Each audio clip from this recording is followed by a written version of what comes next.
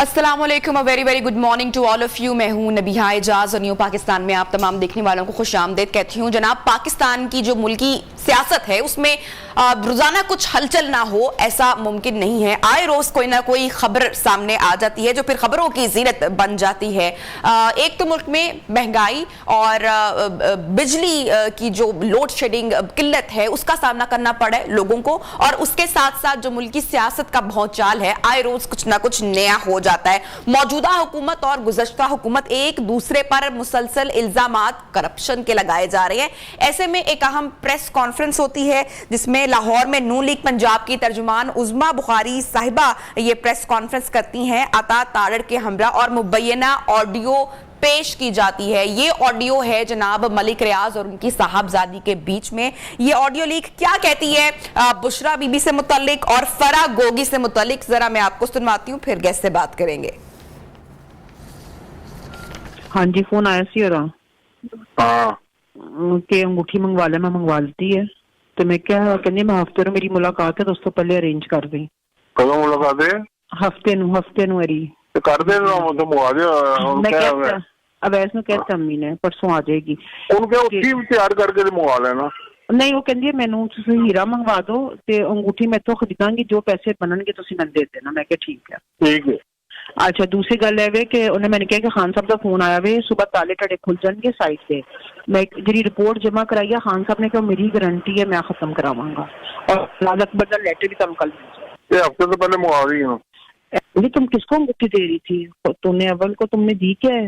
मैंने कह दी है तू कह रही कि तू पूछा नहीं थी पहले कितने कैरेट हो गए? मैं क्या, मैं तेरे को पूछा, मैं कहा 3, तुम कितना पहनते हो? मैंने कहा 3 के, तुमने कहा 3 ठीक है। कहती है नहीं 500 कम अज कम मंगवा के दो उसको। मैं क्या अच्छा, तो मैं मंगवाती थी। मैं क्या ना वे भी पी जावे, मैं उन्हें मंगवाती है वापस। तो मैं क्या 10 परसों मिल जाएगी। और लेटर में कल दे दूंगा। हाँ ठीक है, ठीक है। कल लेटर में भेज दूंगा। की पेश करदा मुबैना ऑडियो लीक आपने सुने, इल्जामात बाहर लगाए जा रहे हैं। इसी पर बात करेंगे। ऑन शराजी हमारे साथ सीनियर सहाफी तज्जियाकार मौजूद है, उनसे बात करते हैं। ऑन, बहुत शुक्रिया आपने वक्त निकाला।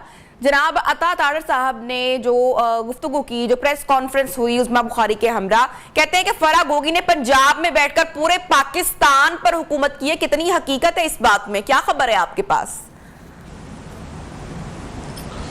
जी नबिया, बिल्कुल। अगर हम इस मजमूई मामले को देखें तो फरा गोगी जो हैं वो इमरान खान साहब के लिए काफ़ी मसाइल क्रिएट कर रही हैं, और खान साहब को पता था, इसीलिए उन्होंने आज तक अलीम खान या जहांगीर तरीन या किसी को भी डिफेंड करने के लिए प्रेस कॉन्फ्रेंस नहीं की। लेकिन फरा गोगी के मुतल्लिक उन्होंने ये भी बताया कि उनके असासे क्यों बढ़े। तो उन्हें पता था कि मामला जो हैं आने वाले दिनों में सामने आएंगे। चौधरी सरवर से लेके अलीम खान तक, जब तमाम वो लोग जो उस वक्त हुकूमत में मौजूद थे, उन्होंने वाज़े तौर पे कहा कि कहीं ना कहीं फरा का हाथ है, और फरा ट्रांसफ़र, पोस्टिंग और तमाम मामलात देखती रही हैं। और अब उनके हकाइक हमारे सामने आ रहे हैं। ये जो अभी ऑडियो आपने चलाई है, इस हवाले से कुछ अहम हकाइक मैं आपके नाजरीन के सामने रखूँगा और सबूतों के साथ रखूँगा, डाट्स को डाट्स के साथ जोड़ूंगा, ताकि वाज़े हो जाए कि मलिक साहब अगर तरदीद कर रहे हैं तो वो उन्हें फिर इन चीज़ों की भी तरदीद करना होगी, फेस वैल्यू पे इन चीज़ों को भी लेना होगा। तो अब ये ज़रूर है कि पाकिस्तान तहरीक इंसाफ की जिन लोगों से मेरी बात होती रही है, असद उमर से मेरी बात हुई, तो उन्होंने ये कहा था कि मैं क्यों डिपेंड करूं फरा खान को। फरा खान पार्टी की मेंबर नहीं थी, तो मैंने कहा आपने तो सेनेट में उसको टिकट भी दिया था। तो वो कहते हैं कि जी मैं नहीं जानता उनको। तो पार्टी थोड़ा सा डिस्टेंस रख रही है, लेकिन खान साहब उनके वकील बने हुए हैं, और मेरे ख्याल में एक साबिक वज़ीर आज़म को उन्होंने वकील किया हुआ है। तो ये पाकिस्तान का सबसे कीमती और महंगा वकील भी है जो इमरान खान की सूरत में उन्हें मुयस्सर है। तो ये इस वक्त जो मामला है, आने वाले दिनों में मेरी ये इतलात है कि मजीद लीक्स जो हैं वो ना सिर्फ ऑडियो की सूरत में आने की तवक्को है, बल्कि कुछ इस तरह की वीडियोस भी सामने आएंगी। अब मुझे बताएगा ऑन के खान साहब की जब हुकूमत से मुतल्लिक खबरें सामने आ रही थी और सारी एक हलचल चल रही थी कि खान साहब की हुकूमत जाने वाली, और जब चली गई तो फरा बीबी को क्यों मुल्क बदलना पड़ा, क्यों मुल्क छोड़कर वो यहां से फरार होंगे? कुछ तो इसका मतलब है कि दाल में काला है। नबिया, सबसे बड़ा सवाल यही है कि अगर आप साफ सुथरे थे, आपने कोई करप्शन नहीं की, अगर आपने डीसी नहीं लगवाए, अगर आपने डीपीओ नहीं लगवाए, अगर आपने एसी नहीं लगवाए, अगर आपने हार नहीं लिए, अगर आपने अंगूठियां नहीं ली, तो फिर इसका मतलब है आपको मुल्क में रह के उन चीज़ों का सामना करना चाहिए था। आपको जब ये लगा कि खान साहब की हुकूमत जा रही है, आप उसी वक्त यहाँ से मुल्क से जो है वो रवाना हो गई। और ये सीना बसीना अभी तक तो बहुत सारी चीज़ें ऐसी हैं ना, लोगों के मफाद वाबस्ता हैं। जब लोगों के मफाद जो हैं वो साइड पे हो जाएंगे तो फिर ज़्यादा लोग खुल के चीज़ें सामने लेके आए। अभी लोग डर रहे हैं, अभी मतलब हमसे राब्ते हो रहे हैं, जर्नलिस्टों से राब्ते हो रहे हैं, अभी दीगर लोगों से। तो ये आने वाले दिनों में एक ऐसा पिंडोरा बॉक्स खुलेगा। और खान साहब ने ये कहा है कि अब फरा के जरिए जो है करैक्टर असैसिनेशन की जाएगी। तो मेरे ख्याल में आने वाले दिन जो है वो मजीद इंकशाफात से भरपूर होंगे। और बड़ी हैरत की बात है, मेरे लिए बड़ी एक अगर देखा जाए खान साहब की पूरी सियासत का जायजा लिया जाए, आई एम श्योर आप भी सारी चीजें कितनी डीपली ऑब्जर्व करते हैं, तो खान साहब का जो पूरा जो एक सारा बयानिया है वही करप्शन के खिलाफ है। तो यहाँ पर तो मंजरनामा ही तब्दील हो चुका है, कहानी ही बदल चुकी है, कैसे इसको जस्टिफाई करेंगे?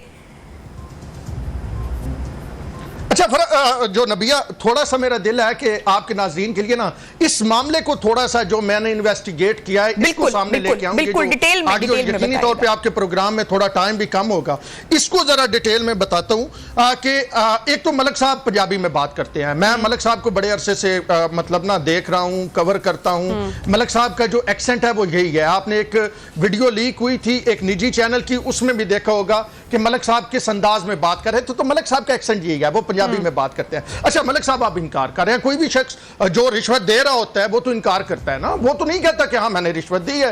तो मलिक साहब इनकार कर, चलें जी फेस वैल्यू पे मलिक साहब की बात को मैं ले लेता हूं कि जी मलिक साहब इनकार करें। अब कुछ सवालों के जवाब मलिक साहब को भी देने हैं। ये एक लेटर है जी, ये लेटर जारी होता है 6 दिसंबर 2019 को, और ये जारी करता है पेशावर डेवलपमेंट अथॉरिटी की जानब से, जो प्राइवेट हाउसिंग स्कीम के असिस्टेंट डायरेक्टर हैं वो जारी करते हैं। और वो मलिक साहब के जो मैनेजर इंचार्ज हैं पेशावर में, उनको कहते हैं कि जी आप ये जो नया बैरिया टाउन की एडवर्टाइजमेंट कर रहे हैं ये इलीगल है, आपने कोई जगह बाकायदा खरीदी हुई नहीं है। आप इस हवाले से ये हमारा रूल कहते हैं, कानून कहता है कि इसका मैं आपको थोड़ा सुना दूं। तो वो ये कहते हैं कि जी under Khyber Pakhtunkhwa local government site development scheme rule 2005 and PDA act 2017 advertising launching of site development scheme as well as sale purchase and allotment of plot in that scheme prior to approval of layout plan NOC from the competent forum is absolutely illegal and against the rule. आपने कोई NOC नहीं लिया है, आप advertisement नहीं कर सकते। मलिक रियाज साहब ने खुद ट्वीट भी इस पे किया एडवर्टाइजमेंट इसके लिए। तो आपने कोई एनओसी नहीं लिया, आप नहीं आप नहीं कर सकते। अब क्या होता है जी, एकदम ये आता है बुध वाले दिन, बुध 6 दिसंबर 2019, और फिर जो है वो आगे मंगल 11 दिसंबर 2019 को ये लेटर रिवर्स हो जाता है।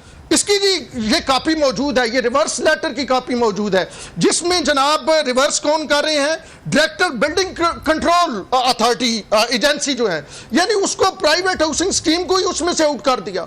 अब मुझे ये बताएं मलिक साहब, बड़ा सवाल वैलिड है कि ये 5 दिनों में आपने क्या कितने किरात जमीन कितने किनाल जमीन खरीद ली थी आपने, कितने किनाल जमीन आपने खरीदी, एनओसी क्या आपको मिल गया था, क्या एनओसी आपने ले लिया था, उसके बाद ये लेटर विड्रा हो गया। तो ये लेटर क्यों विड्रा हो गया, किसने ये लेटर विड्रा किया है? पाकिस्तान तहरीक इंसाफ की हुकूमत ने, जो पिछले तकरीबन 8.25 साल से वहां पे हुकूमत है। यानी 5 दिनों में लेटर विड्रा इस वजह से तो नहीं हुआ।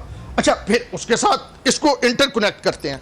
क्या मलिक रियाज साहब का कोई पाकिस्तान तहरीक इंसाफ से ताल्लुक है, क्या इमरान खान साहब से कोई ताल्लुक है? हाँ। तो भाई एक बनता है ट्रस्ट, ठीक है जी, वो ट्रस्ट जो बनता है उसके होते हैं नबिया 4 ट्रस्टी।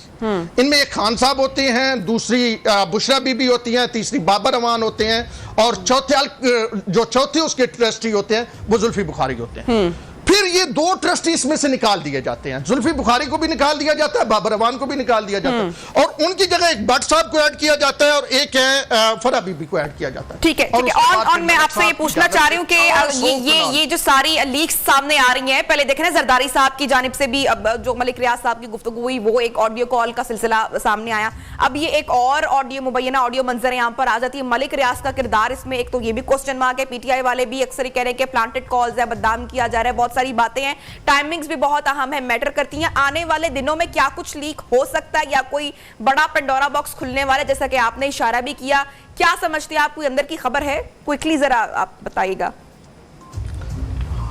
नबिया फराज़ करवा लेना, अगर 2 नंबर कॉल है तो फराज़ करवाएं, मलक साहब फराज़ करवा के सारे बंदे अंदर करवाएं जो उनके खिलाफ झूठ बोल रहे हैं। मतलब ये तो साइंस बताती है ना, साइंस सारा क्लियर बता सकती है ना। तो दूसरा ये कह रहे हैं कि जी तहरीक इंसाफ वाले कहते हैं हमें बदनाम किया जा रहा है, वो जो 38 अरब रुपया जो नेशनल क्राइम एजेंसी ने मलक रियाज साहब को जुर्माना करके पाकिस्तान को दिया था, ये मेरे पास वो मिनट्स पड़े हैं वफाकी काबीना के, जिसमें वाज़ेह तौर पर इमरान खान साहब ने पुलिस और ब्यूरोक्रेसी के जो एक बहुत ज्यादा तबादले हुए, इस हवाले से भी कहां और कितने में लगना है, ये बातें भी फरा बीबी के साथ जाकर रिलेट हो रही हैं। क्या कहेंगे आप इस पे? जो नबिया मैं आपको बता रहा था, कुछ वीडियोस मेरी इतलात है, कुछ जराए बता रहे हैं कि ये तो ऑडियोज है ना, कुछ मामलात है उन्हें कि वीडियोस भी मुस्तकबिल में आ सकती हैं। अच्छा। और अगर जब वो वीडियो आएंगी तो फिर ऑडियो को तो ये कहा जाता है कि जी ऑडियो तो मामला तय होने की, कुछ पार्टियां बैठी हुई मामला तय कर रही होंगी, तो इस तरह की भी वीडियो जो कुछ सोर्सेज बता रहे हैं, तो ये जब वीडियोस आ गई तो वो खिड़की तोड़ रश लेंगी, और जब खिड़की तोड़ रश लेती हैं जो वीडियो, वो इतनी जो वीडियो लेके आते हैं वो इतनी हकीकी होती है, फिर आप महज एक बयान, एक ट्वीट या एक प्रेस रिलीज से उन्हें कम से कम डिनाई नहीं कर सकते। ठीक है, बहुत शुक्रिया। ऑन आप हमारे साथ मौजूद थे, पूरे मामले के ऊपर आप डिटेल से गुफ्तगू कर रहे थे, और देखना ये है कि अब आने वाले दिनों में कोई ऑडियो लीक होती है या वीडियो लीक होती है, बहरहाल जो भी लीक हो पाकिस्तान की आवाम के लिए, पाकिस्तान के मुफाद के लिए अच्छा, और इस मुल्क को कोई नुकसान ना हो। लेंगे ब्रेक, और ब्रेक के बाद आपको दोबारा ज्वाइन करेंगे, साथ रहते हैं।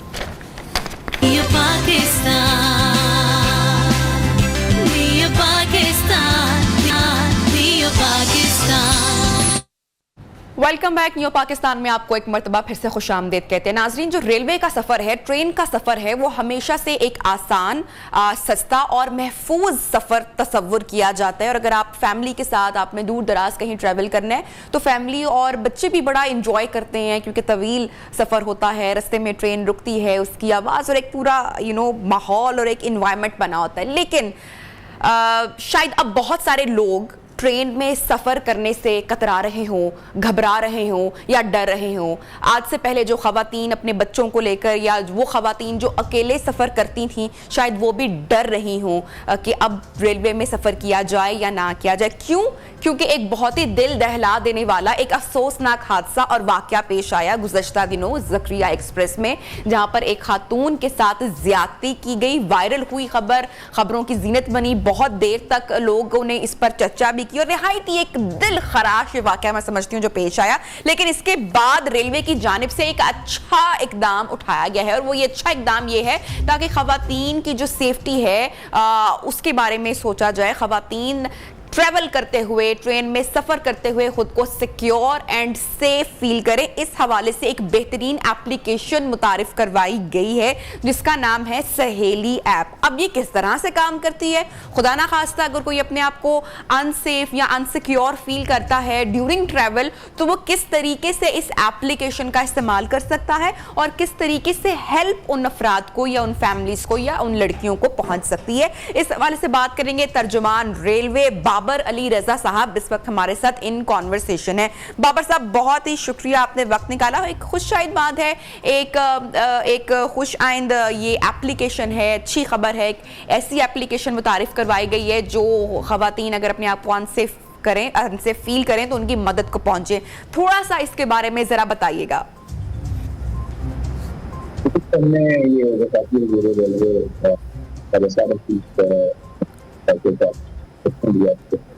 और मैंने कहा था कि रेलवे की पूरी तारीफ में सब लगाते हैं और दोबारा नहीं होना चाहिए। तो इस सिलसिले में जितने हिफाजती इक़दाम हो सकेंगे किए जाएंगे हमारे अगर इस कदर महसूस करे तो जैसे वो अपने घर से किसी के साथ ट्रैवल कर रहे हैं, लाइक ट्रेन पे जाए तो इस तरह महसूस जैसे अपनी गाड़ी में सफर कर रहे हैं। तो आपके इल्म में होगा कि ट्रेन हमारा जो है ट्रैवल है। तो इसमें जो वाक़या वजह है अफसोसनाक वाक़या है, उसको दोबारा ना होने के लिए और इन केस अगर आप ट्रैवल कर रहे हैं वहाँ पे ट्रेन में और अगर आप या फील कर रहे हैं कि आप अकेले हैं, तो इस परेशानी को दूर करने के लिए हमने जो है ये सफर सहूलियत जो है मुतारिफ करवाने जा रहे हैं।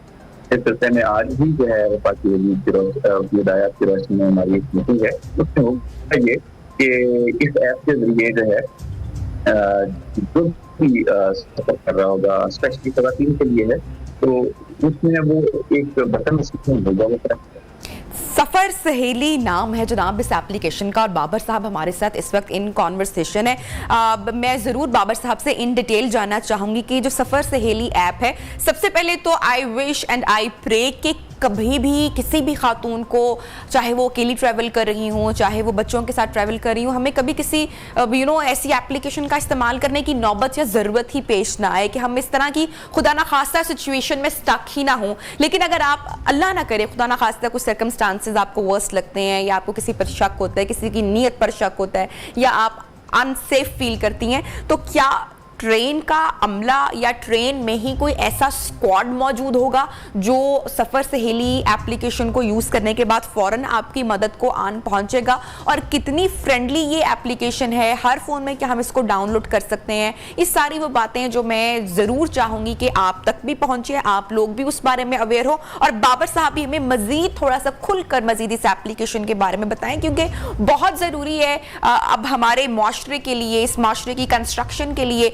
क्योंकि खवातीन आप देखें कि बढ़ चढ़ कर बाहर काम कर रही हैं, अकेले ट्रैवल भी करती हैं। जहां पर हम एक कदम आगे बढ़ते हैं, वहीं पर कुछ ऐसे अनासर या कुछ ऐसे लोग भी होते हैं जो हमें पीछे धकेलते हैं। अगर आप अनसेफ अनसिक्योर फील करेंगी तो हमारे जो खवातीन हैं वो कैसे पार्टिसिपेट करेंगी, कैसे आगे बढ़ेंगी, अगर उनके माइंड में हर वक्त यही खदशा होगा कि we are not safe. Babar साहब एक मरतबा फिर से हमारे साथ मौजूद है, उनसे बात करते हैं। बाबर साहब, क्या ट्रेन में कोई स्क्वाड ऐसा मौजूद होगा या कोई ऐसे अहलकार मौजूद होंगे जो सफर सहेली ऐप इस्तेमाल करने के फौरन बाद मदद को पहुंचेंगे? मेरा ये सवाल है। जी बिल्कुल मौजूद होगा अमला वहाँ पे, और इन केस अगर किसी कोई जो हमारी माँ बहन या बेटी है वो गुम महसूस कर रही है कि वो अकेली हैं, हाँ, और उन्हें मदद की जरूरत है, तो वो बटन प्रेस कर सकेंगी। तो फौरन ना सिर्फ वहाँ पे अमला जो है उनको ये वार्निंग पहुंच जाएगी, बल्कि इसका जो है मैसेज जो है हेडक्वार्टर्स में भी पहुंच जाएगा। तो इसमें हमने डबल चेक रखने जा रहे हैं कि एक तो वो मुतल्लिका जो ट्रेन है जिसमें वो खातून सवार होंगी, एक उनको इत्तला पहुंच जाएगी, और दूसरा हेडक्वार्टर्स में भी इसकी इत्तला पहुंच जाएगी। आईजी साहब के जो नुमाइंदगान हैं वहाँ पे जो बैठे हुए हैं उनके दफातर में, तो उनको भी ये इत्तला पहुंच जाएगी। तो इसमें जो है मैनीफोल्ड जो है उसमें टीयर्स पे जो है वो हम मैसेजेस पहुंच जाएंगे, और फौरन इस पे इंशाल्लाह मदद फराहम की जाए। अच्छा सर, ये भी बताएगा जो 27 जून को अफसोसनाक दिलखराश वाक़या पेश आया था खातून के साथ, उसकी इन्वेस्टिगेशन तहकीकात कहाँ तक पहुंची? जो मुल्ज़िमान है उनके खिलाफ क्या कार्रवाई हो सकी? उनका रिमांड ले लिया गया है। अब जाहिर केस अदालत में है, हमारी तरफ से पूरी कोशिश है कि जो है केस एक मजबूत तैयार किया जाए। हमने जाहिर है आपके सामने ही है कि हमने 24 घंटे में उनको पकड़ भी लिया, और इस पे हमने खुद जाके खातून से रिक्वेस्ट की थी कि आप काइंडली इसको रिपोर्ट कीजिए, ताकि आइंदा किसी और के साथ जो है इस तरह की जरूरत ना हो किसी शख्स को करने की। वो तो रिपोर्ट ही नहीं करना चाह रही थी। तो हम ये प्रोएक्टिव मेजर्स हमने लिए हैं, और मजीद हम इसको इंशाल्लाह इतना मजबूत केस पेश करेंगे कि आपको ये इस पे एक्शन होता हुआ नजर आएगा। बाकी आपके इल्म में फैसला अदालत ने करना, मुअज़्ज़ज़ अदालत ने वो जैसे फैसला करेंगे वो हमें जाहिर उन पे है। ठीक, अच्छा सर, ये मुझे बताएंगे ये एप्लीकेशन सफ़र सहेली, मैं बार बार बता रही हूँ, आप लोग ज़रूर इसको अपने फ़ोन में डाउनलोड कीजिएगा, स्पेशली वो फैमिलीज़, वो ख़वातीन जिनकी ट्रैवलिंग बहुत ज़्यादा है वाया रेलवे ट्रेन के ज़रिए, वो सफ़र सहेली एप्लीकेशन को डाउनलोड। सर, ये एप्लीकेशन लॉन्च हो चुकी है, होने जा रही है। ये होने जा रही है। उम्मीद है इंशाल्लाह इसी वीक में लॉन्च हो जाए। ठीक है, और ये कितनी फ्रेंडली एप्लीकेशन है? इसके लिए इंटरनेट का होना जरूरी है क्योंकि आपकी ट्रेन मुख्तलिफ जगहों से रुकती है, तो आपको पता है सिग्नल कैच करना भी एक मसला होता है, प्रॉब्लम होती है। तो क्या ये उतनी फ्रेंडली एप्लीकेशन है कि इजीली रिपोर्ट अगर की जाए किसी की जानिब से तो फौरन कंप्लेन हेडक्वार्टर या ट्रेन के अमले तक पहुंच जाएगी? जी, हम इसी तरह की इसको एक तो यूजर फ्रेंडली बना रहे हैं कि आसान इसको बिल्कुल आसान इसकी यूजेज हो, और दूसरा ये है कि इसमें इंटरनेट का जितना कम से कम बिट्स जो हैं वो यूज हो सकें, ताकि जो है जहाँ सिग्नल जो है वो कम है वहाँ भी जो है सारिफ जो है इसको इस्तेमाल कर सके और अपनी परेशानी का इजहार कर सके।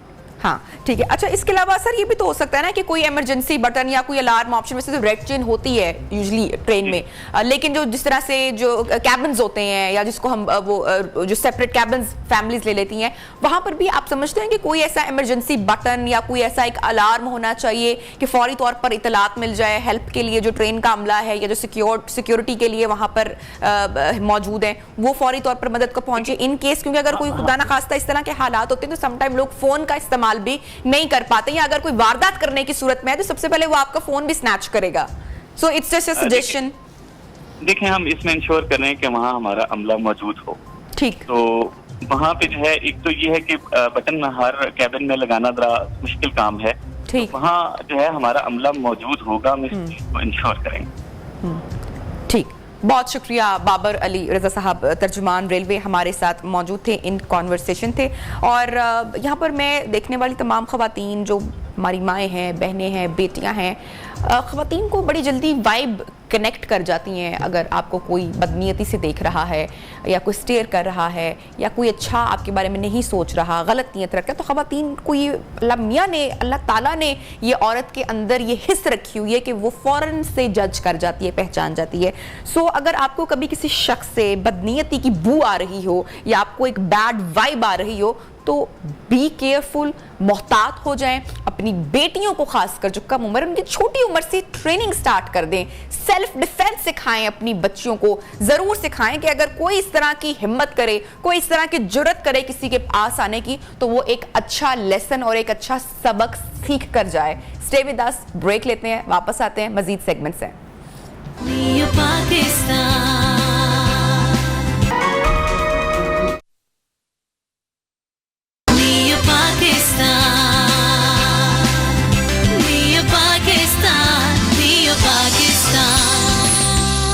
Welcome back. प्रोग्राम में आपको एक मरतबा खुशामदीद कहते हैं। और जनाब, ये बात तो हम तमाम लोग जानते हैं कि मुल्क में इस वक्त जो बिजली क्राइसिस है या जो बिजली की किल्लत है या जो बिजली का बहरान है, अब वो शिद्दत इख्तियार कर चुका है। शहरों में 10 घंटे और जो देहात हैं वहाँ पर 16-16 घंटे बिजली जा रही है, और इससे बहुत सारा जो हमारा इंडस्ट्रियल एरिया है वो भी मुतासर समहा हो रहा है। क्या करना है, इसमें सवालात बहुत सारे हैं कि क्या हम माशी बहरान की वजह से बिजली का बहरान पैदा हो रहा है या फिर वाकई पाकिस्तान के पास बिजली पैदा करने की अब सलाहियत नहीं रही। इट्स अ क्वेश्चन मार्क सवाल है। अच्छा, जब मैंने ट्रेवल किया, मैं बाहर गई, वेस्ट गई, आप में से भी जितने लोगों ने ट्रेवल किया होगा उनको पता है कि वहां पे जो मार्केट्स के टाइमिंग्स हैं they are 9 to 5। After 5 o'clock हर चीज वाइंड अप हो जाती हैं, सारे मॉल्स बंद हो जाते हैं, शॉपिंग, ग्रोसरीज, एवरीथिंग वहां पर बंद हो जाती है।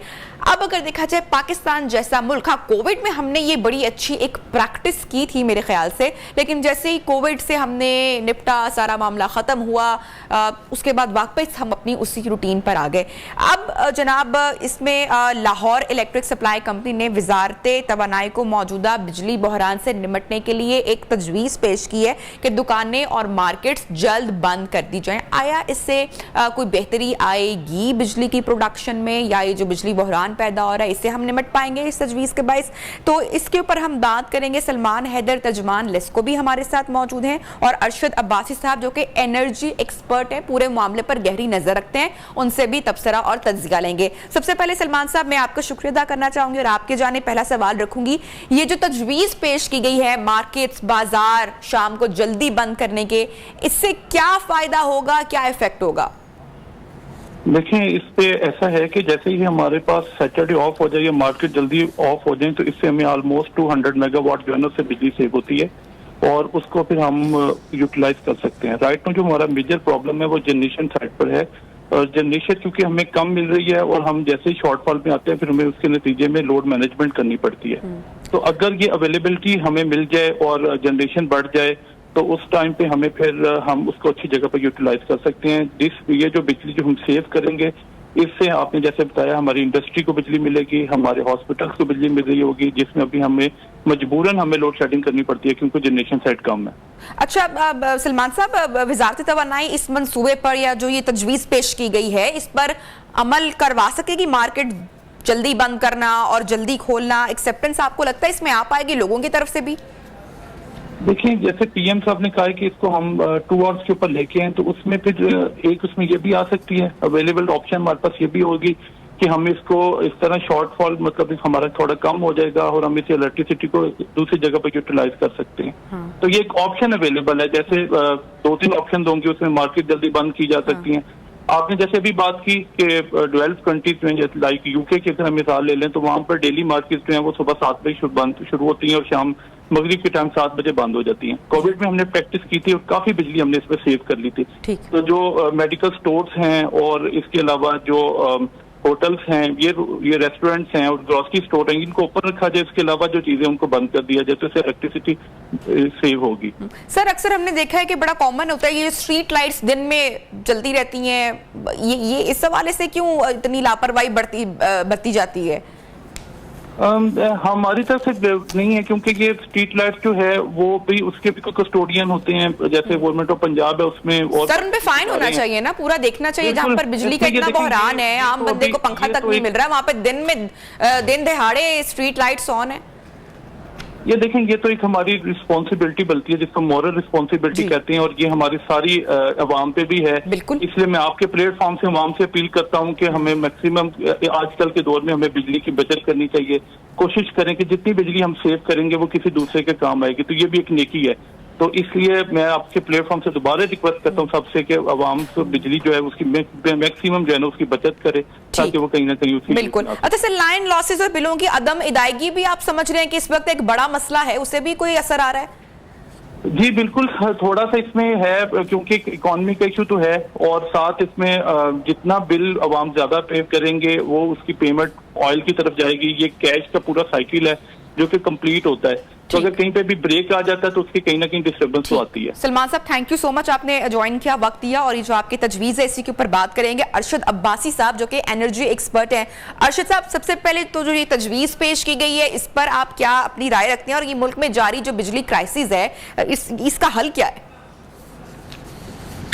भैया सबसे पहले बड़ी बात यह है कि इंतहाई अफसोस और दुख का मकाम है, बल्कि रोने का मकाम है कि हमारे पास तकरीबन 40,000 मेगावाट इंस्टॉल कैपेसिटी है और हम 18,000 से ऊपर नहीं जा रहे, तकरीबन 6,000 8,000 का शॉर्टफॉल है, बल्कि इससे भी कहीं ज़्यादा है। तो अब एक जो बात है वो जैसे यहाँ पे एक मिनिस्टर ने कहा कि हमारे पास खाने को पैसे नहीं है, सॉरी जहर खाने को पैसे नहीं है। एक बात की समझ नहीं आती, वो कहते हैं ना बिहाइंड और मैथमेटिक्स, ये क्या हो रहा है। देखिए जैसे लेस्को अभी इनके तर्जमान बात कर रहे थे, इनकी रिकवरी तकरीबन 93% है और इसी तरह IS को मतलब डिस्काउंट की बड़ी अच्छी रिकवरी है। पैसे लोग बिल दे रहे हैं, टाइमली बिल दे रहे हैं और ये पैसे कहाँ जा रहे हैं? क्या इससे हम कोयला, ऑयल और LNG खरीद नहीं सकते? मेरे ख्याल में एक बड़ा सीरियस इशू एक तो ये है। दूसरी बात ये है कि मेरे लिए खुद एक बड़ी हैरानगी की बात है कि चले जी पहले इमरान गवर्नमेंट थी, अब ये सब कंबाइंड ये कोलिशन गवर्नमेंट आई है।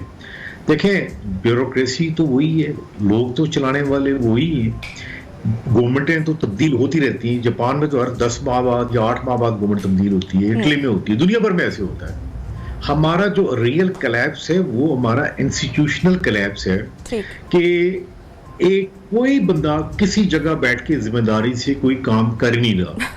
अब आपको बताऊं, मेरे ख्याल में आज से 4 माह पहले हमने एक ऑपरेट लिखा था कि हमारे पास तो सरप्लस बिजली है, क्यों ना 2000 मेगावाट अफगानिस्तान को दिए जाए। आज हम यही हैं, हम ये रो रहे हैं कि पाकिस्तान में बिजली नहीं है और बिजली की हालत ये होगी कि इसके बगैर आपकी कैसे एक्टिविटीज चलेगी। और एक ये जो तजवीज़ आई है कि जी हम शाम को शॉपिंग सेंटर बंद कर देंगे। देखिए पाकिस्तान में सबसे ज्यादा रेवेन्यू देने वाले ये कमर्शियल, ये कहते हैं कमर्शियल कनेक्शन है।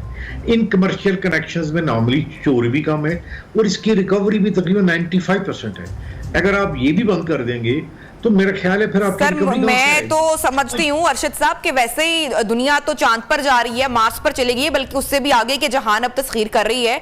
हमारे यहाँ गाड़ी में बाइक में डलवाने के लिए ना तो पेट्रोल के पैसे बाकी बचे हैं, ना अब घर में बिजली आ रही है, तो मेरे ख्याल से साइकिल और गारों में अंदर शिफ्ट हो जाते हैं। कम से कम ठंडी तो होंगी ना, गर्मी का एहसास तो नहीं होगा, बच जाएंगे शायद उससे। मतलब किन हालात पर, किन डगर पर हम चल पड़े। मैं एक बात कहूंगा, यहाँ पे बहुत सारे लोग कह रहे थे, बल्कि पीएमएल ने हमेशा कहती देखिए मैं 13,000 मेगावाट किया, 13,000 मेगावाट ऐड किया। देखिए आपने वो ऐड तो किया है, किस कीमत पे आए ये एक बड़ी लंबी दास्तान है।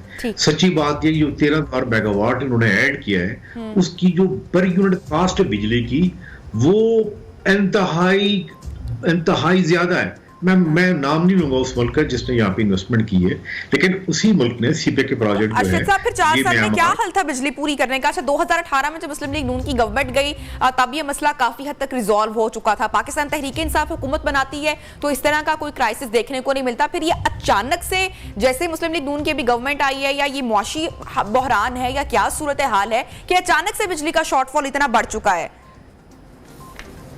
देखिए नबिया, एक बात बड़ी क्लियर है कि एक मैसिव मिसमैनेजमेंट है। जैसे मैंने आपसे अर्ज किया, सेक्रेटरी पावर तो वहीं पे हैं, ये जितने डिस्कोस की जो सीईओ हैं वो तो वहीं पे काम कर रहे हैं ना, उनकी तनख्वाह में कोई तो कमी नहीं आई। क्या कोई पीटीआई की गवर्नमेंट या शहबाज शरीफ का डेली ये इनका काम बिजली चलाना नहीं है? ये तो आपके वो इदारे हैं, चाहे कोई भी है, चाहे गवर्नमेंट ना रहे, मैं कहता 10 साल ना हो, तो क्या ख्याल है बिजली नहीं मिलनी चाहिए? इन लोगों की क्या सैलरी इनको नहीं मिल रही? क्या ये सारा जो सिस्टम लीगली या टेक्निकली इन प्लेस है या नहीं है? अब जब ये कहते हैं कि पैसे नहीं है, तो बताएं इतनी जो कलेक्शन होती है, देखिए मेरे आप जैसे कंज्यूमर, हम तो आप बताऊं कि दो या दिन से ज्यादा बिल तो कभी लेट हमने किया ही नहीं है। और पाकिस्तान में 90% लोगों का यही हाल है, वो बिजली का बिल देते हैं, उनका कनेक्शन सस्टेन करने के लिए। ये चोरी होती है, कुछ हद तक होती है, और वो जो इस एरिया में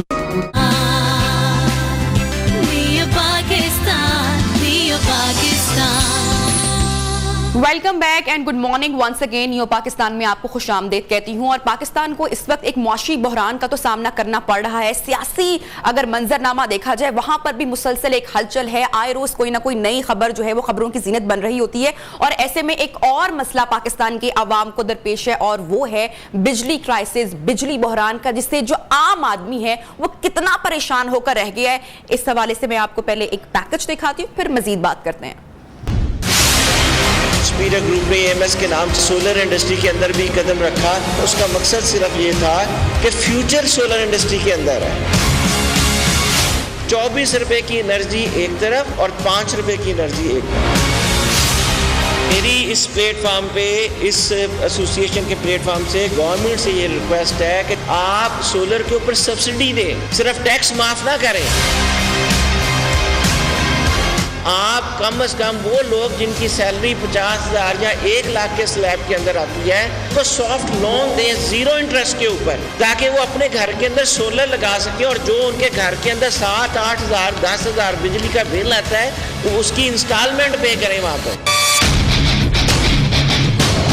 बिजली बहरान के इन्हीं क्राइसिस को देखते हुए लाहौर में एक कॉन्फ्रेंस हुई है जिसमें कुछ सिफारिशात पेश की गई हैं। मैं आपकी मुलाकात न्यू पाकिस्तान में इस वक्त एक हमा जहद शख्सियत से करवाने जा रही हूं। उनका मैं तारुफ आपसे करवाती चलूं। जनाब MD TSG the Superior Group, Nai Baat media network, AMS Green Pakistan Solar Association, professor doctor Chaudhry Abdul Khaliq, जो कि एंटरप्रेन्योर भी हैं, कॉलमनिस्ट भी हैं और बहुत अच्छा काम भी कर रहे हैं। उन्होंने जनाब वफाकी वज़ीर तवानाई खुर्रम दस्तगीर को सिफारिशात पेश की हैं, कुछ तजावीज़ पेश की हैं, जिनको खूब सराहा भी किया है। सर, आपको हम अपने प्रोग्राम में खुशामदीद कहते हैं, वेलकम कहते हैं। मुझे बताइएगा कि ये जो एनर्जी बहरान से निपटने के लिए तजावीज़ या सिफारिशात आपने सामने रखी, इसको सराहा भी किया, ये कितनी फ़ायदेमंद हो सकती है आने वाले वक्त के लिए? जी बिल्कुल। अभी thank you very much new team का और मॉर्निंग शो वालों का कि उन्होंने यहाँ पे बुलाया।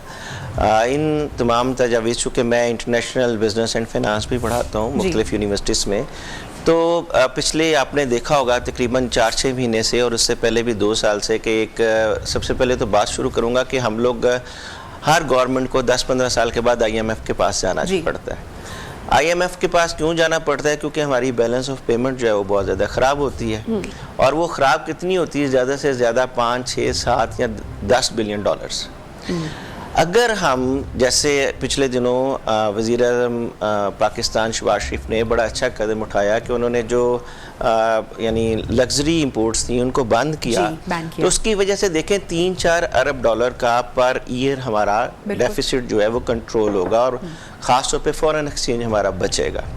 बिल्कुल इसी तरह ये जो परसों मीटिंग हुई, एक कॉन्फ्रेंस बहुत अच्छी जिसमें वफाकी मिनिस्टर जो हैं खुर्रम दस्तगीर वो भी तशरीफ़ लाए, तो उनसे मैंने यही प्रपोज़ल और सिफारिशात उस प्लेटफार्म पे डिस्कस की कि जनाब आप अगर 24 रुपये पे आवाम को बिजली दे रहे हैं और वो भी 10 घंटे बंद होती है और 10 घंटे आती है, मैं शहरों की हालात आपको बता रहा हूँ, तो अगर आप इसकी बजाय सोलर इंडस्ट्री के ऊपर तवज्जो दें तो वही सोलर जो कि आपको 3 और 4 रुपये में बिजली या 5 रुपये में दे सकता है, तो आप क्यों आवाम को 24 रुपये में बिजली देते हैं? और उसके साथ साथ इसमें जो मैडम सबसे बड़ी बात यह है कि जैसे आपने इंपोर्ट के ऊपर पाबंदी लगाई है, अगर आप सोलर प्रोडक्ट्स को थोड़ा सा भी सपोर्ट करते हैं तो ऐसी सूरत में आपका जो ऑयल का इस वक्त इंपोर्ट बिल है वो 1.6% इंक्रीज कर गया है, वो तकरीबन 13 बिलियन डॉलर से ज़्यादा है।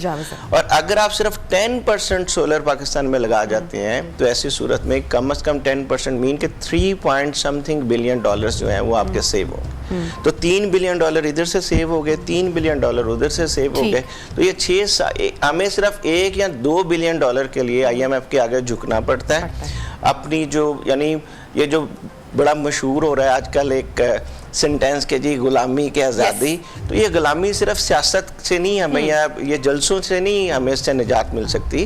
गुलामी के लिए हमें कुछ स्टेप्स उठाने पड़ेंगे और वो बड़े सिंपल हैं। मेरे जैसा एक आम आदमी अगर ये तजवीज़ दे सकता है तो हमारी जो इतनी बड़ी कैबिनेट्स बैठी हुई हैं, इतने इंटेलेक्चुअल्स बैठे हुए हैं, वो क्यों नहीं इसके ऊपर काम करते हैं कि जिससे हमारा 6-7 बिलियन डॉलर सेव हो जाएगा और पाकिस्तान बहुत जल्दी सुपीरियर और सुप्रीम पाकिस्तान बन जाएगा, गरीब अवाम को बहुत ज़्यादा सहूलत मिल जाएगी। Very true. और सर आपने अभी जिक्र किया कि जो ऑयल का इंपोर्ट है वो 13.16 बिलियन है, तो हुकूमत ऑब्वियसली तजावीज़ सिफारिशात पेश की जा रही है, तो हुकूमत इस पर नजरसानी भी इन फ्यूचर ऑब्वियसली करेगी। कौन सा पहला स्टेप गवर्नमेंट को आप समझते हैं कि उठा लेना चाहिए फौरी तौर पर, जिससे हम सिर्फ सुपीरियर नहीं सुप्रीम पाकिस्तान की जानिब पहला कदम रख सकते हैं? देखें जी, सबसे आसान जो है कि आप अंदाज़ा करें कि गवर्नमेंट वज़ीर आज़म शहबाज शरीफ साहब ने आज से कोई तकरीबन 15 दिन पहले कहा कि जी सोलर पे ड्यूटी ख़त्म हो जाएगी। अनफॉर्चुनेटली अभी आज तक उसका SRO नहीं निकल सका। मुझे बताएं, सोलर इंडस्ट्री जहाँ पे लाखों इंजीनियर्स काम कर रहे हैं और वो इस वक्त बेरोज़गारी की तरफ जा रही है, इलेक्ट्रीशियंस और जनरल लेबर काम कर रही है, पता नहीं कौन कौन सी आगे 4, 5, 6 इंडस्ट्रीज़ उसके साथ वो बसता है। और उसके बाद सबसे बड़ा नुकसान किस चीज़ का हो रहा है? सबसे बड़ा नुकसान ये हो रहा है कि अगर हम सोलर एनर्जी को यूज़ नहीं करेंगे तो हम डेफिनेटली IPPs वाली एनर्जी जो है उसको इस्तेमाल करेंगे, और जब हम उनको इस्तेमाल करेंगे उनको हमने डॉलर्स में पेमेंट करनी, तो जब आप डॉलर्स में पेमेंट करेंगे तो आपका जो बैलेंस ऑफ ट्रेड है वो और ज़्यादा बढ़ जाएगा। तो इस वजह से मेरा ख्याल है कि सबसे पहले तो इनको इसके ऊपर तवज्जो देनी चाहिए और फौरी तौर पे टैक्सेस भी ख़त्म करने चाहिए और रिलीफ भी देना चाहिए। सर ये माजी में आप क्या समझते हैं कि क्यों इस पर काम नहीं किया गया? जो सस्ती बिजली है और जो कुदरती तरीके से बिजली बनाना है, इस पर जैसे हाइड्रो हो गया, हाइड्रो विंड एनर्जी सोर्स मौजूद ऑलरेडी है, चोलिस्तान में काम हुआ भी लेकिन उतना कामयाबी के साथ नहीं हुआ, तो ये तो बड़ी एक थोड़ी सी तकलीफ बात है। देखिए, कामयाबी के लिए ना आपको पैशनेट होना पड़ता है, आपको लीडरशिप चाहिए, आपको विल चाहिए। अनफॉर्चुनेटली हमारे इधर माफियाज हैं जो कि इस चीज़ को आगे नहीं आने दे रहे कि जिससे पाकिस्तान के 22 करोड़ या 23 करोड़ लोगों का भला होगा।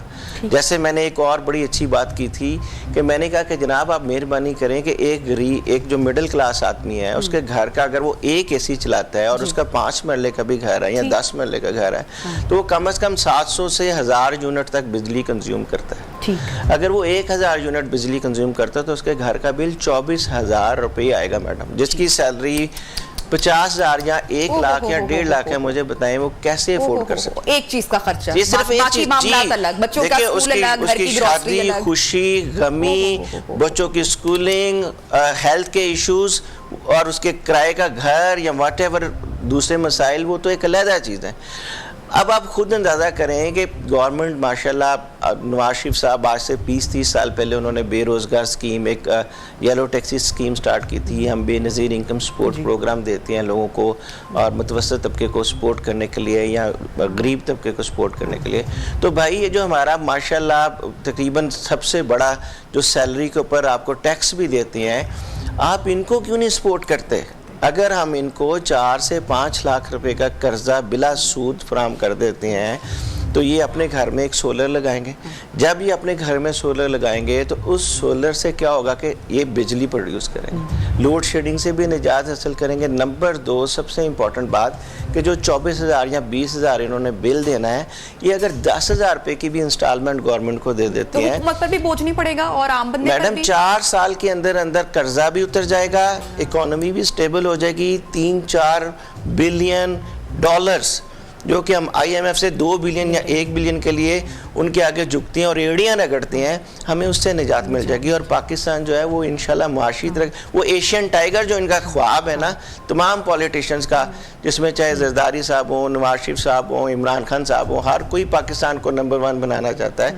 लेकिन प्लीज़ नंबर 1 बनाने के लिए सिर्फ जलसे जुलूसों की ज़रूरत नहीं है, एहतजाज की ज़रूरत नहीं है। सियासी मुफादात से हटकर थोड़ा आदमी के अगर मुफाद के लिए सोचे तो मेरे ख्याल से सर हमारे जो काफ़ी सारे मसाइल हैं वो बिल्कुल आप देखें कि अगर एक बंदे को घर में 10,000 रुपए की बचत हो जाएगी और 10,000 रुपए में वो आपकी इंस्टॉलमेंट दे देगा, 3 साल के बाद 4 साल के बाद कर्ज भी ये उतर आप जाएगा। सर वो बात कर रहे हैं, ये जो आपने गुफ्तगू की, ये जो आम आदमी सुनना चाहता है हमारे सियासी लीडर्स के मुंह से, जो आम आदमी का जिसमें भला होता हुआ दिखाई दे। अच्छा सर, आपकी बड़ी डिटेल मुलाकात हुई, गुफ्तगू हुई, सारी जो सिफारिशात तजावीज़ आपने पेश की, तो सोलर्स पर सेल्स टैक्स के हवाले से बात हुई, उस पर कैसे रिस्पॉन्स आपको मिला? खुर्रम दस्तगीर साहब माशाल्लाह, मैं तो कहता हूँ ये भी पाकिस्तान की एक खुशकिस्मती है कि एक इंजीनियर जो है वो पावर डिवीजन का मिनिस्टर बना हुआ है, वरना पाकिस्तान का तो ये हाल है कि जो अंगूठा छाप होता है वो मिनिस्टर एजुकेशन होता है। अंगूठा छाप जिसने कभी स्कूल, कॉलेज, यूनिवर्सिटी नहीं देखी, अगर वो मिनिस्टर हेड ऑफ यानी एजुकेशन होगा तो मुझे बताएं एजुकेशन क्या परफॉर्म करेगी या पावर इंडस्ट्री क्या परफॉर्म करेगी। ठीक हो गया ना जी। तो इस वजह से उन्होंने बड़ा उसको, बल्कि आप अगर उनका स्लॉट चला सकती हैं तो उन्होंने कहा कि जी सोलर के बगैर पाकिस्तान का गुजारा ही नहीं है। और सोलर आप खुद देखें कि 3 साल या 2.5 साल के बाद सोलर जो है वो फ्री बिजली देता है घर को, यानी 3 साल से लेकर 15-20 साल तक या 12 साल तक उसकी बिजली फ्री हो जाएगी घर। और उसके साथ साथ वो इंपोर्ट करेगा।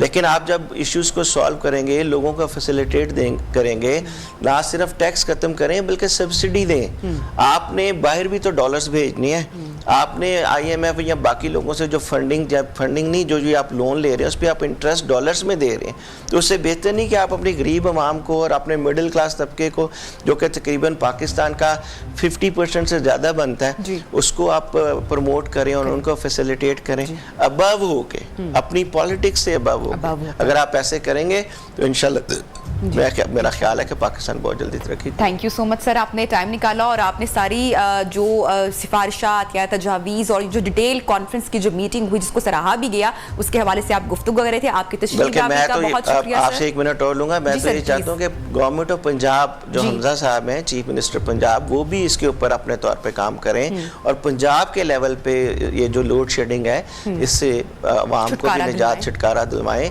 और ये एक बहुत पॉपुलर, बड़ा इंपॉर्टेंट डिसीजन है जिससे लोगों की जिंदगियां बदल सकती हैं। बिल्कुल, इसमें काम एक एजुकेशन के ऊपर काम होना चाहिए और एक ये पावर के ऊपर काम, ताकि पाकिस्तान जो है वो सुपीरियर से सुप्रीम पाकिस्तान भी बने। Thank you so much sir, आपकी तशरीफ आवरी का। ब्रेक लेंगे प्रोग्राम में यहाँ पर और ब्रेक के बाद आपको दोबारा ज्वाइन करेंगे नए सेगमेंट्स के साथ। साथ रहिए।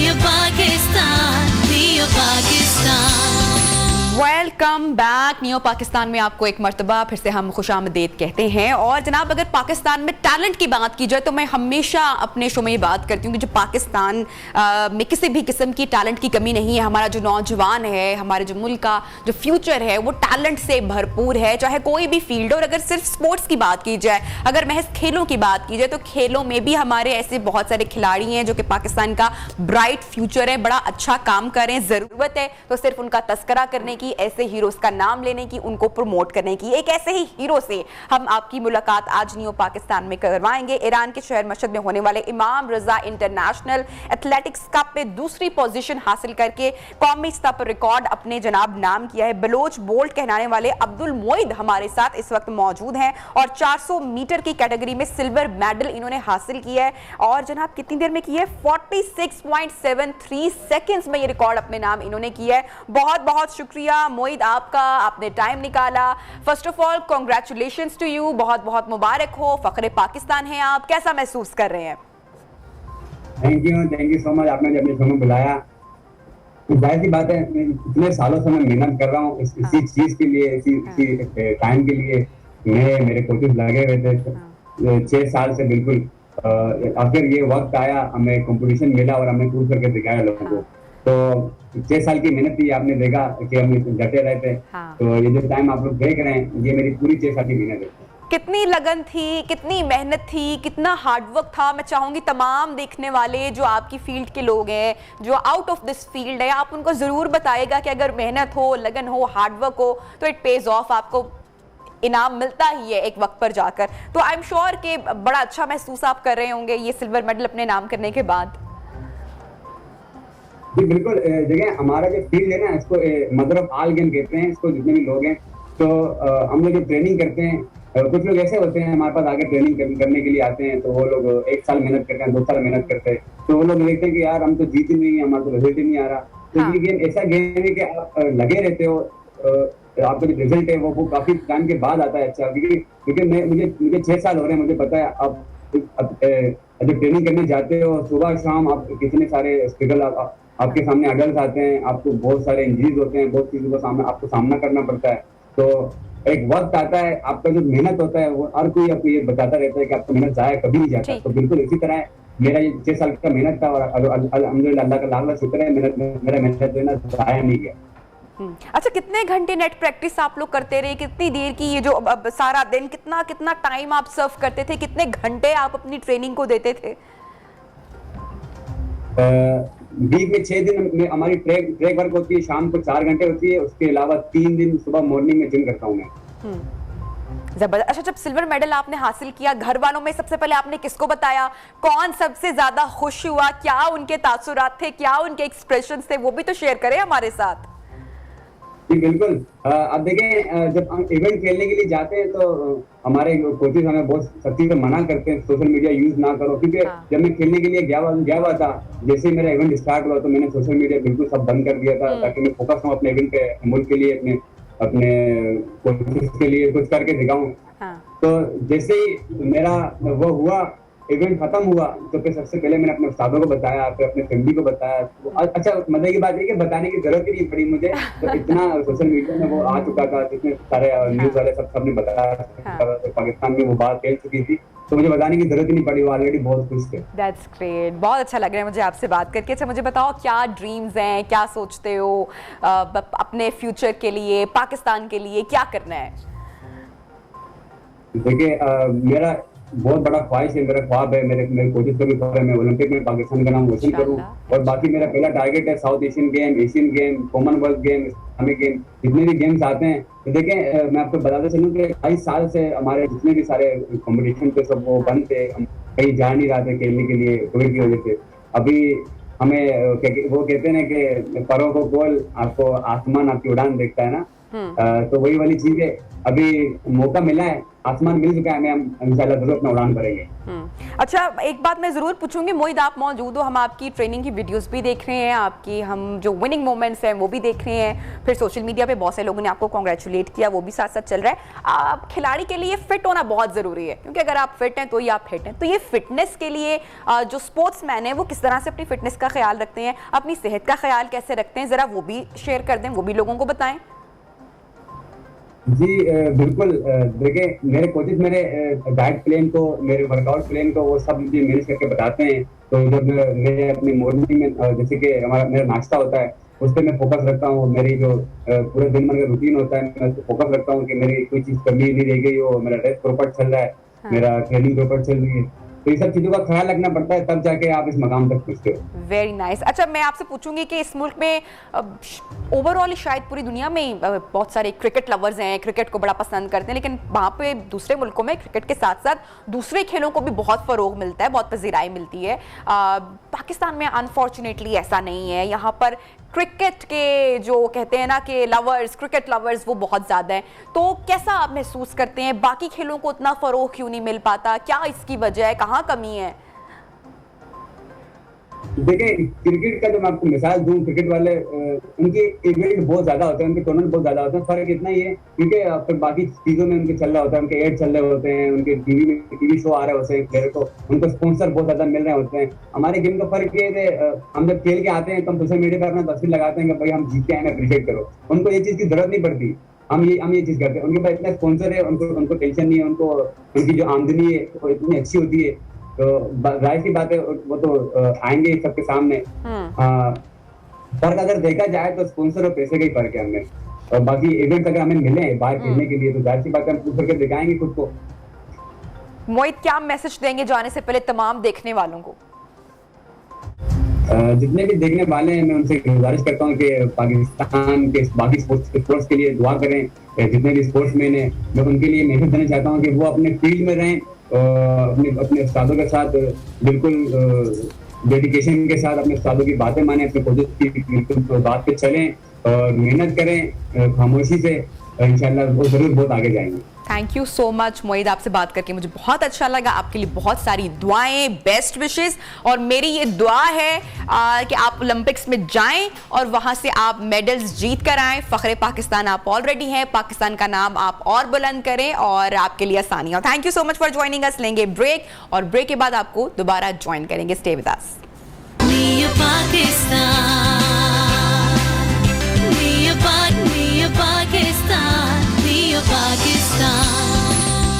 Welcome back. प्रोग्राम में आपको एक मर्तबा फिर से खुशामदीद कहते हैं। जनाब, आर्ट एंड क्राफ्ट एक ऐसी चीज़ है जो कि मुनफरिद भी है, शानदार भी है, बड़ा अच्छा आपका टाइम भी इस पे स्पेंड होता है, एक्टिविटी भी मिल जाती है।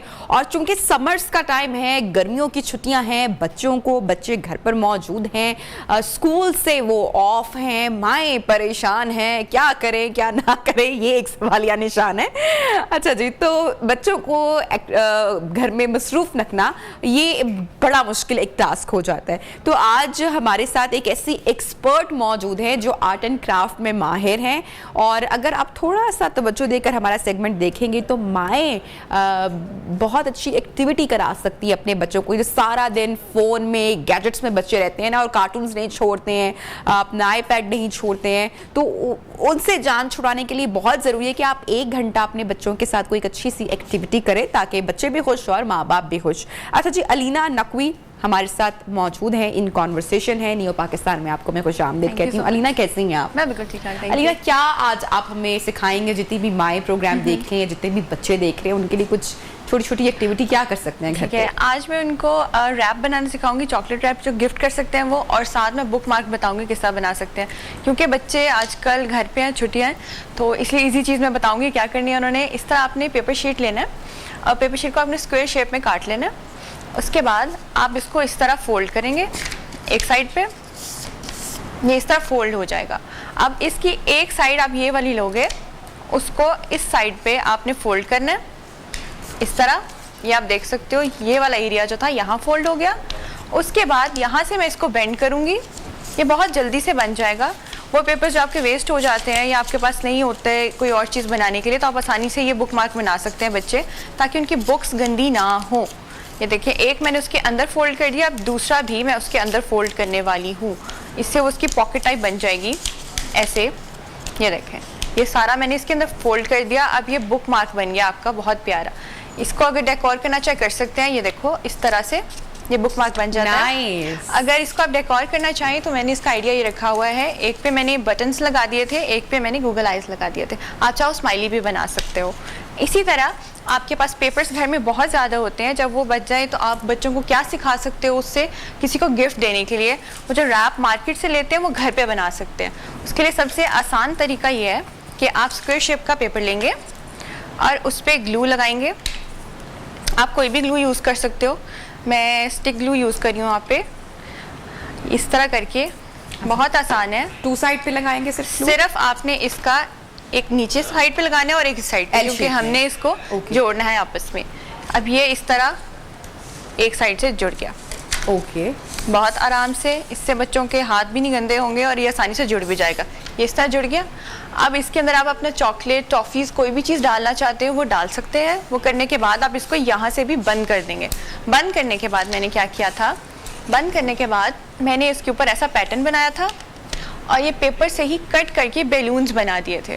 आप चाहो इस पे स्माइलीज बनाओ, आप चाहो फ्लावर्स लगाओ, किसी भी चीज़ से डेकोर कर सकते हो और ये गिफ्ट पेपर इस तरह यूज हो सकता है। ये बड़ी अच्छी एक्टिविटी है अगर माएँ बच्चों को ये टास्क दें, क्योंकि बच्चे आपस में गिफ्ट्स बड़े एक्सचेंज करने की आदत उनको डालनी चाहिए। आपके कजन्स को वीकली, या स्कूल टीचर्स को, या फैमिली मेम्बर्स को, या घर में आपको जो अच्छा लगता है, बच्चों को आप एक टास्क दें कि कुछ चॉकलेट्स आपने गिफ्ट करनी है अपने कजन्स को या अपने सिबलिंग्स को, तो उसके लिए आप खुद से गिफ्ट रैप उनको करो। तो ये एक बड़ी अच्छी एक्टिविटी भी हो जाएगी और बच्चों के अंदर एक एहसास भी गिफ्ट्स देने का, चीजें शेयर करने का पैदा होगा। क्यों? बिल्कुल ऐसा ही है, क्योंकि एहसास जिम्मेदारी होना बहुत जरूरी होता है बच्चों को, क्योंकि हम एनवायरनमेंट बचाना चाहते हैं। वो चीजें जो बच्चे वेस्ट कर देते हैं, जैसे छोटे छोटे पेपर्स, तो मैं उनको ये सिखाती हूँ कि आप नोटबुक उससे कैसे बना सकते हो। ये छोटी सी एक नोटबुक बन जाएगी बहुत आराम से। चाहे तो ग्लू से जोड़ लो, अदरवाइज इससे आप स्टेपल कर दें इस तरह। ये आपकी एक छोटी सी नोटबुक रेडी हो जाती है। इसके ऊपर चाहो तो आप कोई स्माइलीज लगा सकते हो, चाहो तो ये फेदर्स हैं ये लगा लो। ये आपकी एक नोटबुक बहुत प्यारी इस तरह से रेडी हो जाएगी। कोई भी चीज़ वेस्ट करने के लिए नहीं होती। बच्चों को इन छुट्टियों में हम डिफरेंट चीज़ें सिखा सकते हैं, उनकी नोटबुक्स बनाना। इवन हम उनको ये इस तरह से जो मैंने बना कर रखी हुई है, ये दुआ बुक, इस पर डिफरेंट दुआएं भी लिख सकते हो आप, ये भी वो बना सकते हैं आसानी से।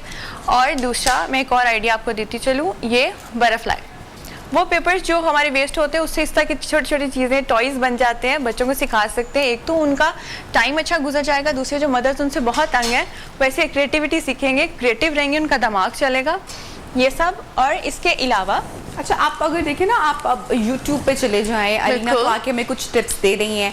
आप सिर्फ गूगल पे या YouTube पे, हर एक के पास मोबाइल फ़ोन है, आप सिर्फ आर्ट एंड क्राफ्ट लिखें या DIY भी अगर लिखें तो आपको बहुत सारी ऑप्शंस मिल सकती हैं। आप घर में ट्यूटोरियल पहले मदर्स खुद देखें कि कैसे करने हैं, बच्चों को इन्वॉल्व रखें। अच्छा, आई विल सजेस्ट कि घर में बच्चों का एक छोटा स्टडी टेबल होना जो कि वीडियो टू फ्लोर हो, वो बहुत इंपॉर्टेंट होता है कि बच्चे वहां पर अपना कितना भी एक्टिविटी या जो स्टडी टाइम है वो उस पर इजीली कंफर्टेबल एनवायरनमेंट में कर सके।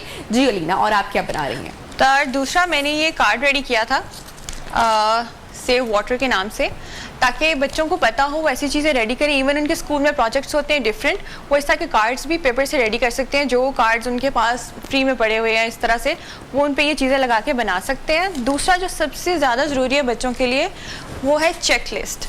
ऐसी चीज़ ताकि उनकी मेमोरी बहुत शार्प हो। वो बच्चे जो एग्ज़ाम्स देते हैं, चीज़ें भूल जाते हैं, उनके लिए आप ऐसी चेक लिस्ट बना सकते हैं। इसको भी मैंने पेपर के थ्रू ही बनाया था। यहाँ पे दोनों साइड से मैंने पंच कर दिया और इसको आपस में मैंने धागे के साथ बांध दिया था और इसके ऊपर मैंने ये लाइंस लगा दी हैं ताकि यहाँ पे वो आइटम्स लिख सकें और बाद में इसको चेकलिस्ट की तरफ चेक कर सकें कि ये चीज़ें उन्होंने अपने बैग में रख ली हैं या ये चीज़ें उन्होंने संभाल ली हैं। इससे बच्चों की मेमोरी बहुत शार्प होती है और मदर्स उनको आसानी से ये कट करना और बनाना सिखा सकती हैं। ये बहुत ही आसान है। इसके अलावा आप उनको ये गोल्स बनाना सिखा सकते हो बच्चों को इस तरह।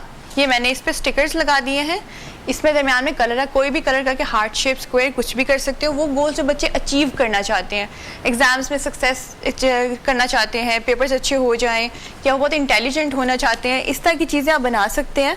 क्योंकि बच्चे बहुत विजुअल होते हैं, इमेजिनरी होते हैं, उनको जो चीज़ आप दिखाते हैं वो उस तरह ही बन जाते हैं। इस तरह की चीज़ें आप बनाकर उनके साइड टेबल पर रख लें और एक अच्छी सी एफर्मेशन भी इस पर लिख सकते हैं ताकि वो उसको रिपीट करें। इससे उनके पे बहुत अच्छा असर पड़ता है। ये चीज़ें हो गई। इसके अलावा छोटी सी डायरीज़ हैं, ये भी आप जितने पेपर्स आपके बच जाते हैं उन पे आपने ग्लिटर शीट लगाना है और इस तरह से पेपर से ये चीज़ इस तरह बना देनी है। ये छोटी छोटी उनकी डायरीज़ रेडी हो जाती हैं क्योंकि हम चाहते हैं कोई भी चीज़ वेस्ट ना हो। इस वजह से छोटे पेपर्स, छोटी चीज़ें उनको दुआ बुक्स बना कर दे दें, इस तरह के नोट पैड्स बना के दे दें, जैसे ये मैंने बना के रखा हुआ है, ये भी आप दे सकते हो। बुक मार्क्स दे सकते हो, गिफ्ट रैप बना सकते हो, ये सब चीजें आसानी से बच्चों के लिए बन जाती है। कि अगर आपको कुछ आइडियाज नहीं आ रहे हैं या ये तो सेगमेंट आप हमारा आज देखेंगे, अलीना ने मैक्सिमम कोशिश की है कि वो बहुत सारी चीजें बताएं, सो बेस्ट ये कि आप यूट्यूब पे जाके इनके साथ आपको कुछ समझ में नहीं आया तो ट्यूटोरियल्स देखो, और आर्ट एंड क्राफ्ट बच्चों के लिए, टोडलर्स हैं अगर उनके लिए, या थोड़े से बड़ी उम्र के बच्चे हैं 5, 6, 7 साल के या उससे भी बड़े बच्चे हैं, तो उनके लिए बहुत सारी एक्टिविटीज हैं, बहुत कुछ मिल जाता है और ये इसमें बहुत कम खर्चा आता है। मेरे ख्याल से आप अपने बहुत बजट में रहते हुए बहुत कुछ बना सकते हो, और बच्चों के लिए बड़ी अच्छी एक्टिविटी है, बजाय कि आप बड़े स्टोर्स पे जाओ, वहां से डायरीज और बुक्स एंड गैजेट्स और ये वो चीजें जो कि आपका खर्चा भी बढ़ाएंगी और बच्चे वेस्ट भी कर देते हैं। ये वेस्ट करने से बेहतर है आप अपनी अपनी खुद से डायरीज बना दे, वो यूनिक हो जाए, किसी के पास भी नहीं होगी वैसी, जैसा आप चाहेंगे वैसे बन सकती है। अच्छा, छोटी छोटी चीजें हम और भी प्रिपेयर कर सकते हैं, बच्चे अपने ग्लास डेकोर कर सकते हैं, इस तरह की चीजें बना सकते हैं। मैं इवन उनको टिश्यू रोल्स जो होते हैं ना, टिश्यू रोल्स को डेकोर करना सिखाती हूँ। उसको आपने डेकोर करना है, उसके अंदर आपका वो पेंसिल होल्डर बन सकता है आसानी से। जैसे ये मेरे पास चिप्स बॉक्स था, अच्छा, इसको मैंने डेकोर कर लिया, वेस्ट नहीं किया। ये मैंने बच्चों को सिखाया था, वो घर में अपने खुद ही बनाते हैं, इस पे फोमिक शीट लगा के, थ्रेड्स लगा के, चीजें लगा के वो अपने डेस्क पे कहीं पे भी रख लेते हैं। इस तरह की चीजें जो वेस्ट हम समझते हैं वेस्ट नहीं होती, ये बच्चों को सिखाना बहुत ज्यादा जरूरी है, ताकि वो अपनी इन्वायरमेंट को साफ करना, उनको पता हो कि नेचर को किस तरह साफ रखना है, किस किस चीज को हम किस तरह यूज कर सकते हैं। आज कल तो मौका है क्योंकि उनको छुट्टियां होने वाली हैं और मदर्स को चाहिए उनको ये सब चीज़ें सिखाएं। एक तो जब वो कलर देखते हैं बच्चे, तो जो भी इन बेचारों को स्ट्रेस होता है स्कूल्स की वजह से, एग्जाम्स की वजह से, वो खत्म हो जाता है। दूसरा, जब वो ऐसे किसी क्रिएटिव काम में होते हैं, उनका माइंड बहुत शार्प हो जाता है, वो बहुत क्रिएटिव हो जाता है। ना बहुत सारे पेरेंट्स को लगता है, माओ को लगता है कि ये बड़ा खर्चे वाला काम होगा, इसमें बहुत सारी स्पेंडिंग होगी, अब ये भी लेकर आए, वो भी लेकर आए, और स्कूल में भी आए दिन जो डिफरेंट टास्क आ रहे होते हैं बच्चों के लिए, तो पेरेंट्स को एक बड़ा बर्डन लगता है कि अच्छा कहाँ से क्या किया जाए, तो एक नया खर्चा है। तो मैं चाहूंगी थोड़ा सा बताएं कि ये बच्चों की वैसे भी क्रिएटिविटी के लिए कितना अच्छा है। ये बिल्कुल खर्चा नहीं है, ये बिल्कुल सस्ते से आपके पेपर्स मिल जाते हैं। इवन बच्चों की कुछ कॉपीज चीजें जो बच जाती हैं, उसमें से काफी, जैसे ये पेजेस थे, ये उन्हीं की कॉपीज और चीजों की हैं, मैंने उससे इनको बनाना सिखाया था। वो बच्चे वेस्ट कर देते हैं, आपको पता है ना, फिर उनको काट के मैंने सिखाया था कि आप इसको वेस्ट नहीं करो, आपकी अपनी छोटी नोटबुक बन सकती है। आप जो मार्केट से लेने जाओगे उससे कहीं ज्यादा आसानी से आप घर पे बना सकते हैं। क्या करना है, इसमें से स्टिकर लगाना है आपने, आपकी खुद की इमेजिनेशन होती है बच्चों की, वो कुछ लोग स्टिकर्स लगाना चाहते हैं, कुछ अपना नाम लिख देते हैं ऊपर ग्लिटर पेन से, मार्कर से, डिफरेंट चीजों से। ये बहुत आराम से, बहुत सस्ते काम, इजी हो जाता है। क्या टिप्स देंगे लीना आपके, किस तरह से बच्चों को बिजी रखें इसके साथ साथ? उनको यही चाहिए कि बच्चों को आप जितना भी चाहे, आप जैसे आप कह रही थी यूट्यूब दिखा सकते हैं, इससे डिफरेंट आप अच्छे अच्छे चैनल्स की चीज़ें उनको दिखाएं, क्रिएटिविटी उनको सिखाएं। जिस तरह ये पेपर वर्क है, पेपर वर्क सिखाओ। जिस तरह से बॉटल्स हैं, बॉटल से आप डेकोरेशन करना सिखा सकते हो। मिरर मैं इसलिए बच्चों को नहीं कहती कि मिरर वर्क करें, क्योंकि हाँ होता है, ग्लू यूज़ करते हुए प्लीज़ आप खुद उनके पास बैठे। बच्चों को आप पेपर कटिंग सिखा सकते हैं। पेपर कटिंग सबसे ज़्यादा आसान है क्योंकि ये लो वेट है, बच्चे आराम से इसको कैरी भी कर लेते हैं और डिफरेंट चीज़ें से बना लेते हैं। पेंसिल होल्डर हो सकता है, बटरफ्लाइज हो सकते हैं, डिफरेंट एनिमल्स हो सकते हैं, इवन बुक्स हो सकते हैं, नोटबुक्स हो सकते हैं, और वो अपना कवर बना सकते हैं अपनी नोटबुक्स का। इससे काफ़ी डिफरेंट किस्म की चीज़ें बन जाती हैं। इवन स्कूल बैग्स के ऊपर डो वर्क से, छोटे छोटे चंकी से, वो क्यूट से आप एनिमल्स बना के उनको की चेन के साथ हैंग कर सकते हैं। ये सब चीज़ें आसानी से माई सिखा सकती हैं। बहुत ज़्यादा आसान है और इतना ज़्यादा कॉस्ट की भी ये चीज़ें नहीं होती, बहुत ज़्यादा ईजी है। यहाँ पर एक चीज भी, अब जो थोड़े से बड़े बच्चे हैं, स्कूल गोइंग हैं, जिनको थोड़ी सी समझ है, ड्राई फ्रूट से बड़ी अरेंजमेंट होती है। जब हम अपने फल, जिनके छिलके, जिनके बीज हम वेस्ट कर देते हैं, अगर आप उसको संभाल कर रखें, उसको प्रॉपर धूप में रखें, तो उससे मिरर पर, जैसे कि जो थोड़े बड़े बच्चे हैं, इवन सीशेल्स, इवन वो पिस्ता, उसका जो है, ये सारे कोकोनट के सारी चीजों से आप डेकोरेशन पीसेस बना सकते हैं। कोई भी चीज वेस्ट नहीं होती, बस आपके अपनी क्रिएटिविटी होती है। आप उसमें जो भी देखना चाहे आपको नजर आ जाता है। इवन जब ये कोकोनट शेल है, उसको डेकोर कर सकते हैं आप आसानी से पेपर से। पेपर नहीं है तो गिफ्ट रैप से, गिफ्ट रैप से रैप करके उसके अंदर आप कोई भी चीज डाल सकते हैं, मार्बल डाल सकते हैं, बहुत अच्छे होते हैं डेकोर पे। पेंट भी आप कर सकते हैं, पेंट भी कर सकते हैं, बहुत सारी चीजें ऐड कर सकते हैं, स्प्रे पेंट कर सकते हैं, और खुद से ये एक तो एक बड़ी पॉजिटिव एक एक्टिविटी है, और दूसरा कि घर में बड़ा अच्छा लगता है कोई एक छोटा सा कॉर्नर, मेरे ख्याल से बच्चों के होना चाहिए कि आप बच्चों को एक टास्क दें कि वो अपना एवरी वीक या आफ्टर 15 डेज अपना एक कॉर्नर जो है विद न्यू आइडियाज उसको डेकोर करें, तो बच्चों की जो है वो उनका कॉर्नर लाजमी होना चाहिए ताकि वो रिस्पॉन्सिबल हो, उनको पता हो ये इतना एरिया है, मुझे इसमें ही काम करना है, इससे बाहर नहीं, वरना वो हर जगह कलरिंग कर देंगे, हर जगह प्रॉब्लम कर देंगे। उतना एरिया उनको जरूरत है ताकि वो रिस्पॉन्सिबिलिटी अपनी समझे और उनको पता हो कि मुझे हर चीज ऑर्गेनाइज करके रखनी है। थैंक यू सो मच, आपने ज्वाइन किया और इतनी जबरदस्त आपने टिप्स हमारे साथ शेयर किया। आई होप से आपको भी अच्छा लगा होगा। कल होगी मुलाकात, बहुत सारा ख्याल रखें, अल्लाह हाफिज।